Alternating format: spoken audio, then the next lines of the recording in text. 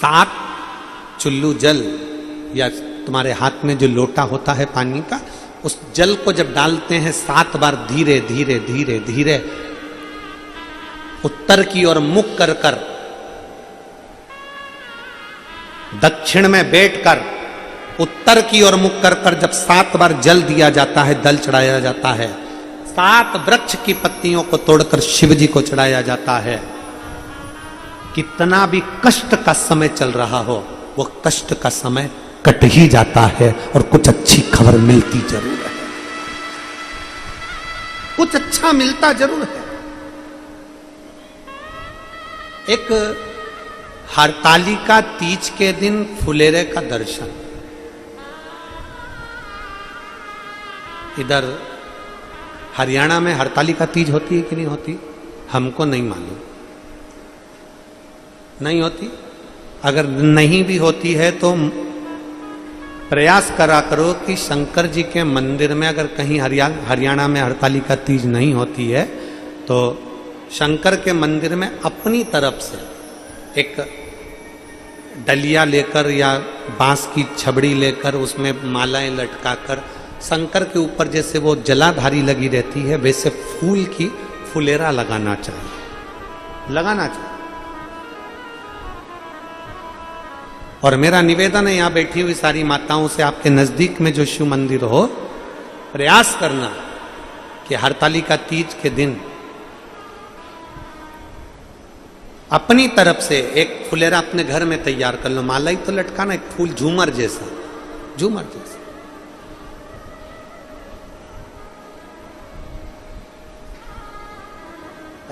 हो सका तो हम कल बताएंगे, बोलेंगे इनको यादव परिवार में, वर्धन जी की माता जी को या उनकी चाची जी को बोलेंगे तो वो बना के लाएंगी, तो हम आपको दिखाएंगे कल कि फुलेरा कैसा होता है। एक गोल या चौकोर कोई रिंग, उसके अंदर मालाएं लटकी, फुलेरा वो लगा है सामने, देखो पीछे लगा हुआ दिख रहा होगा आपको, कैमरे वाले उसको जरूर दिखाएंगे। एक गोल और भी हम कल एक बना के ले आएंगे तो आपको दिखा देंगे, फुलेरा बन सके, प्लास्टिक के फूल का नहीं, ताजे फूल का घर में मिल जाए फूलों या बाजार से माला लेकर उसका निर्माण करो, प्रयास करो। कहते हैं सोमवार की अष्टमी के दिन 7 पत्ती 7 जल के पात्र चढ़ाने से जो फल मिलता है, वो फल केवल हरतालिका तीज के फुलेरे का दर्शन कर कर हमें प्राप्त हो जाता है और हमारा आधा कष्ट उस फुलेरे के दर्शन से समाप्त हो जाता। उस फुलेरे दिल से कर पाई, और उसने केवल फुलेरे का दर्शन ही कर लिया, अपने पलंग पर पड़ी पड़ी भी फुलेरे का दर्शन कर लिया है, तो नारी को हरतालिका तीज के व्रत का फल प्राप्त हो जाता है। 7 फल हैं भगवान शंकर के हरतालिका तीज के फुलेरे का। पहला फल व्रत का मूल, दूसरा यदि कोई नारी आई और उसके संतान नहीं, 10 साल 8 साल 5 साल 6 साल 7 साल 12 साल 15 साल हो गए, उस फुलेरे का मात्र स्मरण कर कर एक पुष्प भी उसने अगर हल्दी कुंकू का लगाकर उस फुलेरे का टच कर कर भगवान शिव के पावन चरणों में रख दिया है और विनती कर कर गई है, तो अगला फुलेरा वो खुद बनवाती है, उसकी गोदी में संतान आ ही जाता है। अगला फुलेरा वो खुद बनवाएगी, के जाएगी, जीजी अगली बार फुलेरा मेरी तरफ से बनवा देना, मंदिर में फुलेरा मेरी तरफ से लगवाना, अगली बार जब तुम पूजन करो तो फुलेरा मेरी तरफ से बनवाना। ये फुलेरे का महत्व। तीसरा, महाराज हम कोई दान, गौदान, हरतालिका तीज की किताब है आपके यहाँ, जो लोग पढ़ते होंगे हरतालिका तीज की किताब, उसमें लिखा है ब्राह्मण देव को ये दान देना है, ऐसा दान देना है। अब कोई गरीब है, कोई साधारण है, नहीं है किसी की कैपेसिटी, नहीं दे सकता, तो क्या होता है तो कहाँ हम गौदान नहीं कर पाते, हम स्वर्णदान नहीं कर पाते, हम वस्त्रदान नहीं कर पाते, हम मुद्रा दान नहीं कर पाते, हम अन्नदान नहीं कर पाते, हम ये सारे दान अगर नहीं भी कर पाते हैं तो शिव महापुराण की कथा कहती है तीसरा फल फुलेरे का है कि मात्र फुलेरे का दर्शन स्पर्श कर लेने से सारे दानों का पुण्य फल प्राप्त हो जाता है। यह तीसरा फल फुलेरे।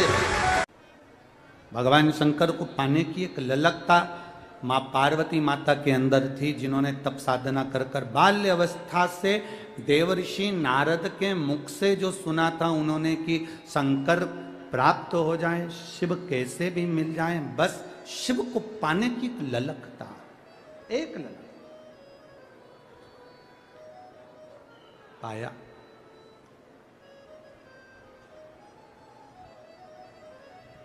पर पार्वती मैया के तप करते हुए देखकर, माँ पार्वती के तप करता हुआ स्मरण कर कर माँ पार्वती जी की बड़ी बहन गंगा मैया,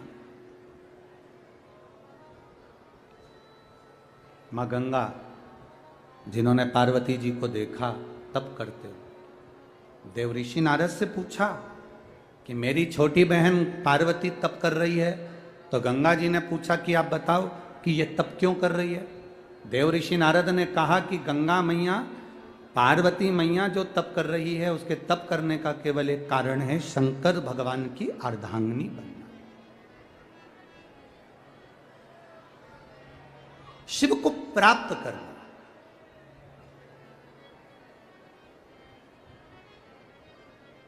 शिव को अपना बनाना। गंगा मैया ने कहा कि हम तप करने से, साधना करने से, शिवलिंग का पूजन करने से, पार्थिव पूजन करने से क्या बाबा देवाधिदेव महादेव हमें अर्धांगिनी के रूप में स्वीकार कर लेंगे। गंगा मैया से देवऋषि नारद ने कहा पार्वती मैया तप कर रही है तो अवश्य प्राप्त होंगे, क्यों नहीं होंगे।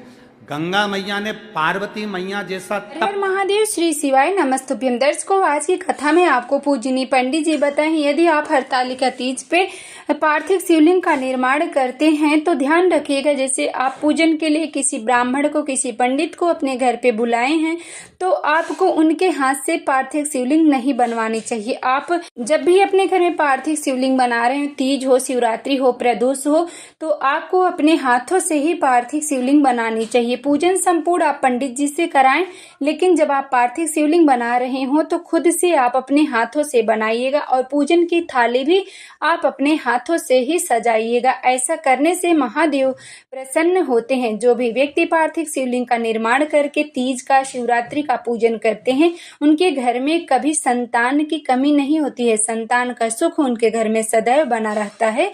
तो आप इस विशेष उपाय को जरूर करें। और जो भी भाई बहन चैनल पे पहली बार आए हैं, आप चैनल को जरूर सब्सक्राइब करें। वीडियो अच्छी लगे तो लाइक करें, ज्यादा से ज्यादा शेयर करें, कमेंट में श्री शिवाय नमस्तुभ्यम जरूर लिखें।